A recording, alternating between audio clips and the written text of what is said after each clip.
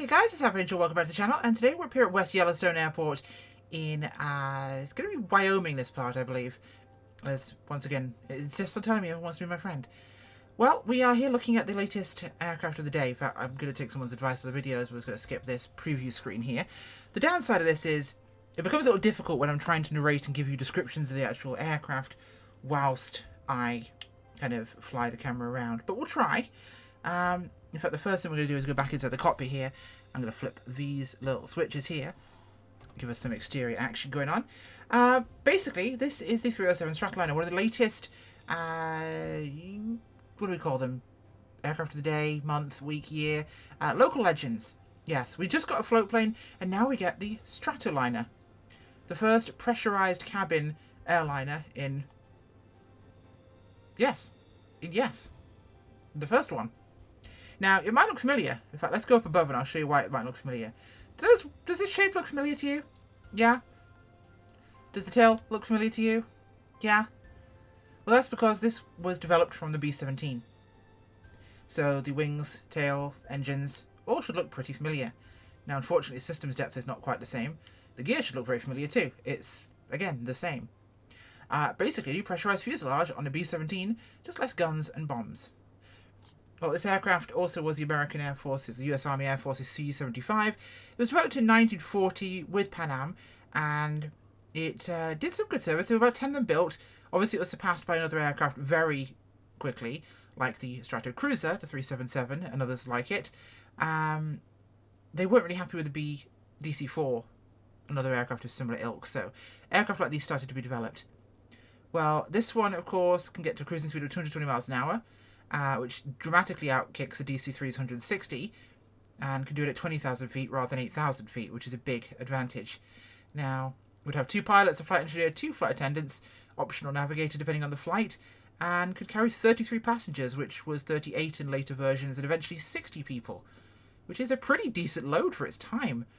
There's only one surviving aircraft, the last flying one, unfortunately was wrecked, so that is unfortunate. But there you go.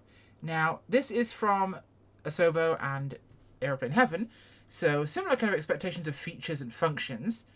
It's actually quite nicely made. I do like the fact we have the retro air stair there, we have the luggage cart, we have a flight attendant in very A2A classic style, although she looks extremely happy to see us, and plastic. But you know what, Trish, you do you.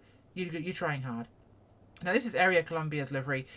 Weirdly enough, other than the kind of stock, should we say, factory livery of the StratoLiner, the rest of them are the typical flights and fictional ones. Why we do actually have some real ones in here, I don't know. There's 1 or 2 of those, as you'll see here.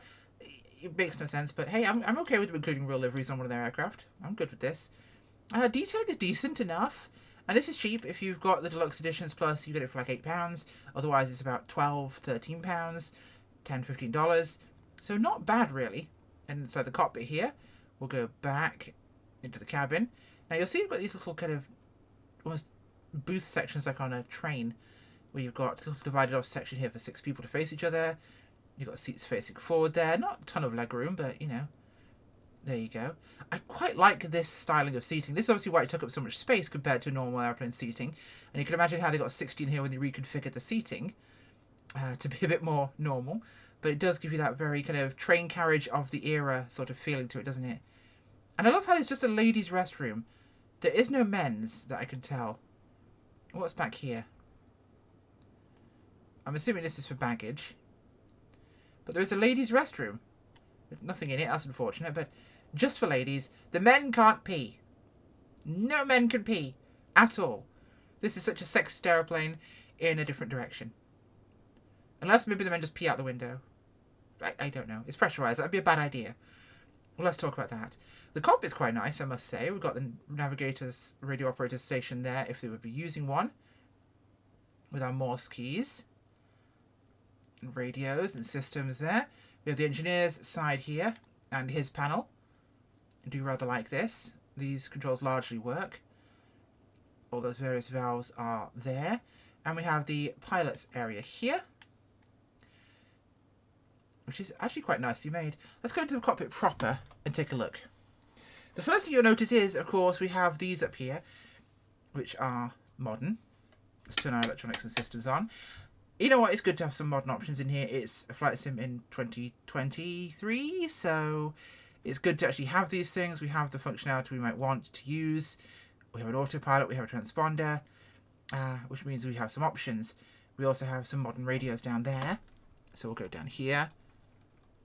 We have modern radios. Very useful, good to have. ADF, Navcom, 2 of each. Of course, we have trim for various services here. The battery selector, ground and air. Parking brake there. We have the various overhead panels. Texturing isn't phenomenal, but it's not bad. Blower discharge, of course, there. We've got cabin differential pressure. What's the one I'm looking for? That's the one. And we have our engine starting. So there we go. Mags are going to be to both.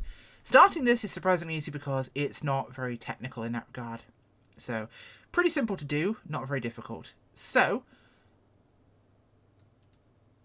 boost up. Oh, you'd prime up for 1. Each up is 1, down is 2, down is 3, up is 4.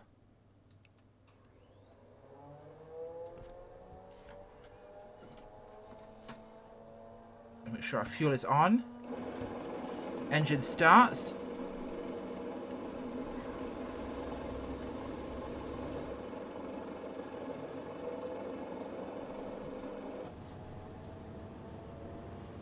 That'll be 2 there. Got our starting smoke. Let's try and get this one to go at the same time.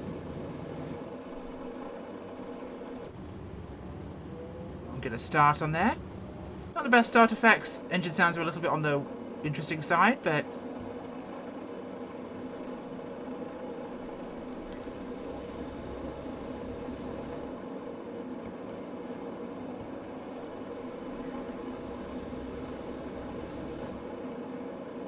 so we have our engine start. So we have the side windows we can open here. I'm not noticing a sound difference there when we open it. Little bit of a sound difference. Only slight. It sounds very rattly and tinny inside, I must say. Captain's yoke can be toggled there. Same with the co-pilot's yoke there. 4 throttles, 4 engines, of course. Not all things are controllable. I have this map so I have my mixtures all on 1, my pitch all on 1, and my throttles all on 1 or 4. Because, you know, sometimes those are ones you need to do that way. So this is our tailwheel lock, of course, here. Useful for taxiing and for takeoff and landing. Back here, of course, various systems and operations. Those are not operative. Those are, fuel selectors are as well. Obviously, we can move things like our armrest here. So we have access to our fuel dump doors. We can actually dump fuel from those tanks. Fire extinguishers. Nice and lovely. So let's move that. I think that is going to be released. So let's advance.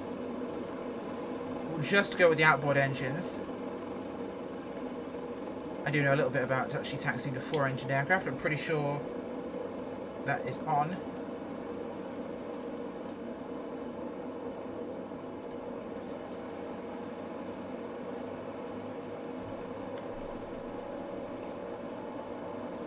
Okay, parking brake was off, it's now on.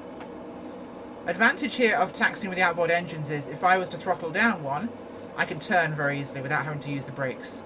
So I'm going to power back here, let's let ourselves taxi. Windshield's quite restricted, but you've got a ton of visibility, so there is that.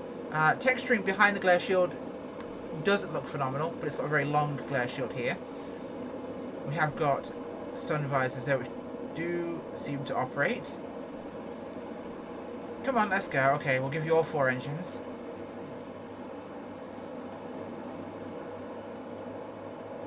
So with some RPM under the hood, it doesn't sound terrible. But it doesn't sound great either. So we'll just use some engine here to turn. Okay, I was using some red. I'll stop that there. Bit of toe braking and a bit of engine. And we'll turn just fine. This is just me using engine and toe brake. There we go. Let's bring the rest of the engines up here. Let's go. She definitely requires a lot of power to get moving. I've noticed that much. Come on. Let's go, Piggy. Needs a ton of power to get moving. Yeah, tons of power here. We're going to turn it up to the runway. It's very rattly sounding. I'm not sure I like this. At low idle or low kind of settings, it just sounds clanky and clunky. Oh god, did I turn off the refueling things? Am I towing around people? I think it automatically turned off because I'm moving. Yep, you can't turn them on, it turns them off. So for idiots like me, it saves you that problem. Right.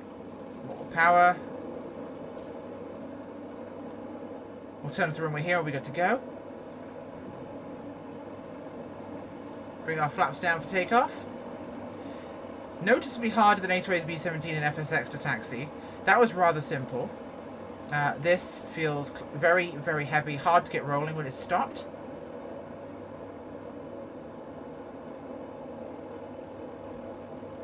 Now, if I know it flies like the B-17, I'm going to assume it does. I'm going to maintain my 3-point position and take off the same way as a B-17 would. So,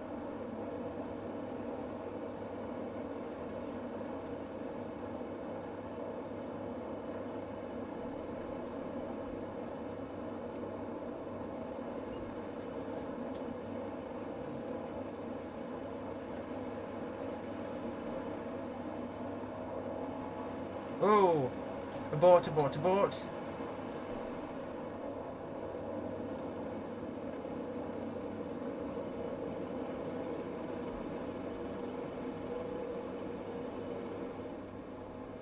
Okay, we have a start on 1. I'm on the grass here. 1 stalled on me. 2 has stalled on me. Okay.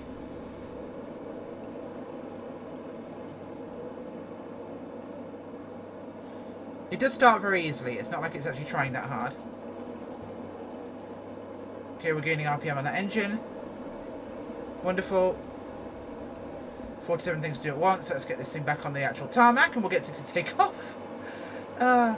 So low RPMs will let your engine stall. That's something to pay attention to. So when we're going to take off, we're going to hold our 3-point position here.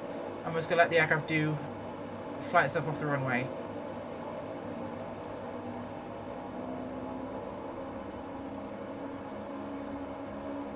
So we'll maintain that decision. There's some tail authority here. Keep ourselves straight. There we go. I'm just going to gently hold our position here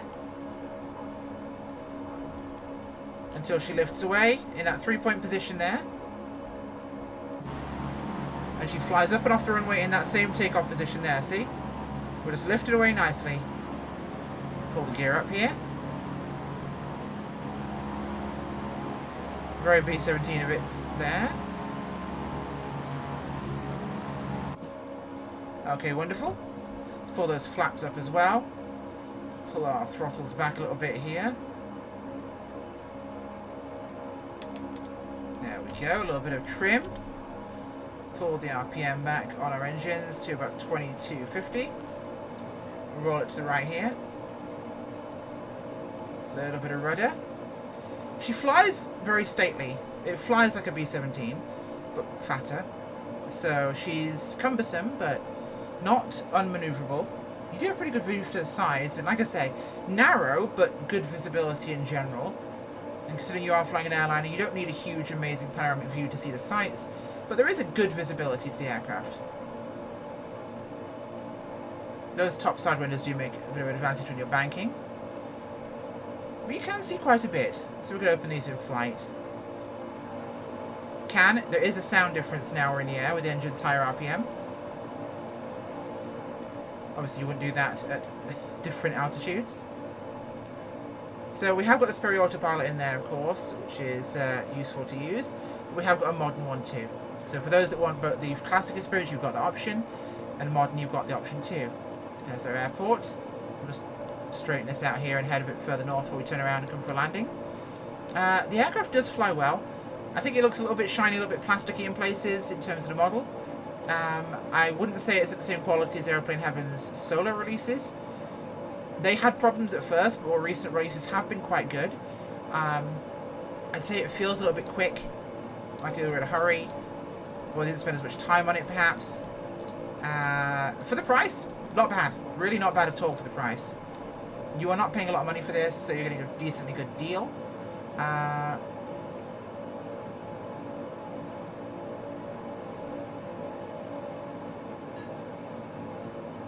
Okay, landing gear's up.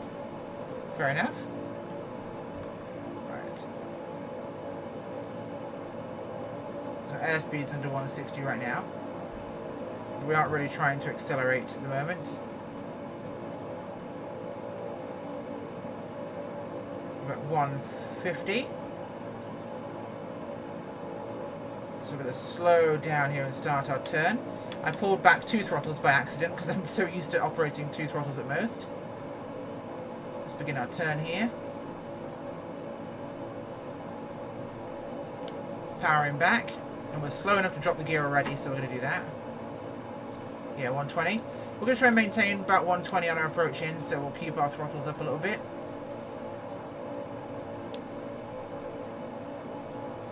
There's the airport off to our right there. Okay, so we'll fly along the river here. A bit more throttle. Props to full fine.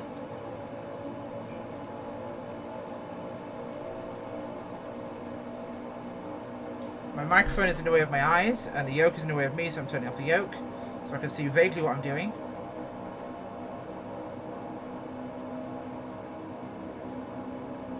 Flaps to half. Well, coming down to 3/4. We'll roll in for our final turn. It's going to be a little tight on the final turn, but I think we'll do okay. I do think the front windshield posts look a little chunky, and the texture under there, it's quite visible to you right in your eyeline. It's quite flat and kind of low quality, so it definitely detracts a little bit from the view. Okay, rolling in here. Controllable. Easily so. Speed increase, we're too slow. We're definitely too slow here. Increasing throttle.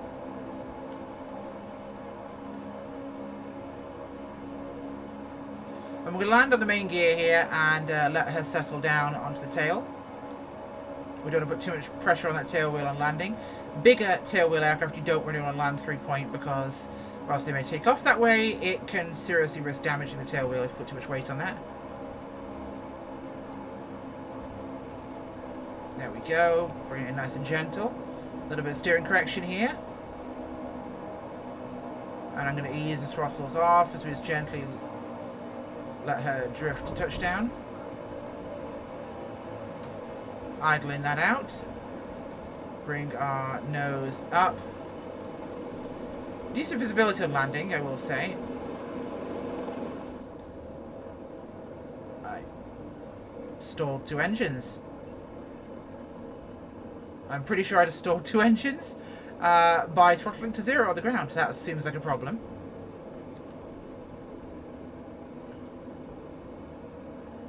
Or not. Interesting. Yeah. Those 2 have failed. Interesting. Interesting indeed. Let's pull this back here. We'll taxi off onto the grass here just to park up. I think it's all 4 throttles came to the same idle point, and I've only ever had issues with the right engines. It could be an intricacy of the aircraft, it could be something else. Right, full power, move the aircraft for me. Move the aircraft for me. Doesn't want to do it with those 2 engines not running. So we'll idle out here. In fact, we'll cut the fuel and get it a little bit quieter. Turn off my head, and we'll go outside for a little bit of a look at a chat. So, interesting angle there. Not the... it's not bad. It's not a bad aircraft. I don't mind it. It's definitely not a terrible plane. Flies quite well.